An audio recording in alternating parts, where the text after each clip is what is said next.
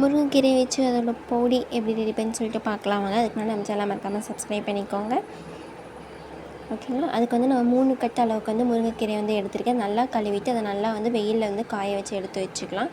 அதுக்கப்புறம் ஒரு பேனில் வந்து 1.5 ஸ்பூன் அளவுக்கு வந்து உளுந்து, அதே அளவுக்கு 1.5 ஸ்பூன் அளவுக்கு துவரம்பருப்பு, 1.5 ஸ்பூன் அளவுக்கு கடலப்பருப்பு, இந்த 3ஐயும் வந்து சேர்த்துக்கோங்க. 3ஐயும் வந்து ஒரே ஈக்குவல் அமௌண்ட்டில் வந்து எடுத்துக்கலாம்.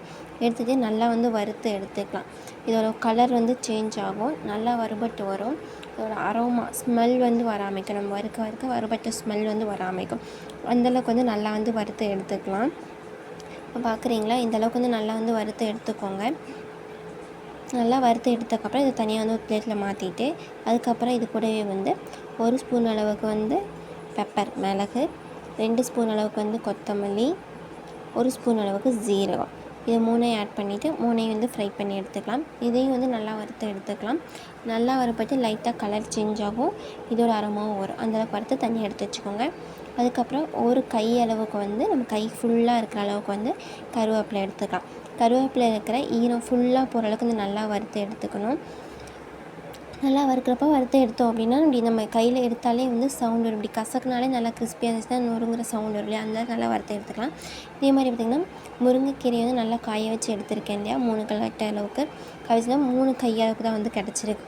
நல்லா காஞ்சு அதையும் வந்து லைட்டாக வந்து வறுத்து எடுத்துக்கலாம். லைட்டாக சூடு பண்ணிவிட்டு ஒரு 1 மினிட் சும்மா சாட்டே பண்ணி எடுத்திங்கன்னா போதும். கீரை வந்து சூடாகிற அளவுக்கு இருந்தாலே போதும்.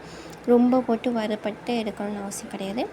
கை பொறுக்கிற அளவுக்கு வந்து கீரை நல்லா சூடாச்சு அப்படின்னாலே வந்து போதும். அப்போ தான் நம்ம கரைக்கிறப்ப வந்து நல்லா அரைஞ்சிடும். அதனால் எடுத்துக்கலாம் அந்த மாதிரி.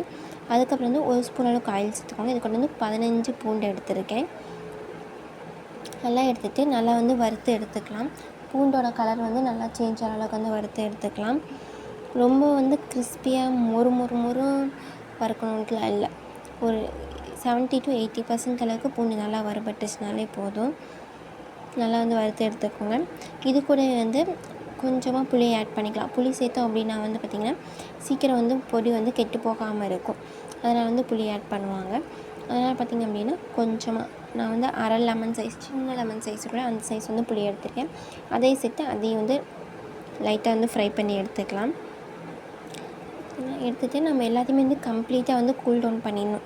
நல்லா எல்லாமே வந்து ஆறுனதுக்கப்புறம் மிக்ஸி ஜாரில் வந்து அரைச்சி வச்சுக்கலாம். ஃபஸ்ட்டு வந்து நான் முருங்கைக்கீரை, கருவேப்பிலைக்கலாம் இதெல்லாம் வந்து ஃபஸ்ட்டு தனியாக அரைச்சி எடுத்துகிட்டு, அதுக்கப்புறம் வந்து நம்ம அரைச்சி வச்சுருக்கல துவரம்பருப்பு இந்த மாதிரி பருப்பு ஐட்டம்ஸ் எல்லாம் அதை வந்து தனியாக வந்து அரைச்சி எடுத்துக்கோங்க. 2ஐயும் கடைசியில் வந்து மிக்ஸ் பண்ணிக்கலாம்.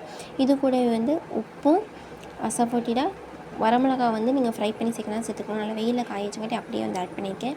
நீங்கள் காரத்தை தேவையானக்கு வரமிளகா ஆட் பண்ணிக்கோங்க. நான் ஒன்றே ஒன்று தான் போட்டிருக்கேன். நீங்கள் உங்களுக்கு தேவையான அளவுக்கு வந்து இவ்வளோ வேணுமா ஆட் பண்ணிக்கோங்க. இதெல்லாமே போட்டு நல்லா வந்து மறுபடியும் மையம் அரைச்சி எடுத்துக்கலாம். பார்த்திங்கன்னா நல்லா பவுடர் மாதிரி நல்லா கரைச்சிரும். இதை வந்து நல்லா ஏர்டைட் கண்டெய்னரில் வந்து ஸ்டோர் பண்ணிட்டு 1 மாதம் அளவுக்கு யூஸ் பண்ணலாம். நீங்களும் இதே மாதிரி ட்ரை பண்ணி பாருங்கள்.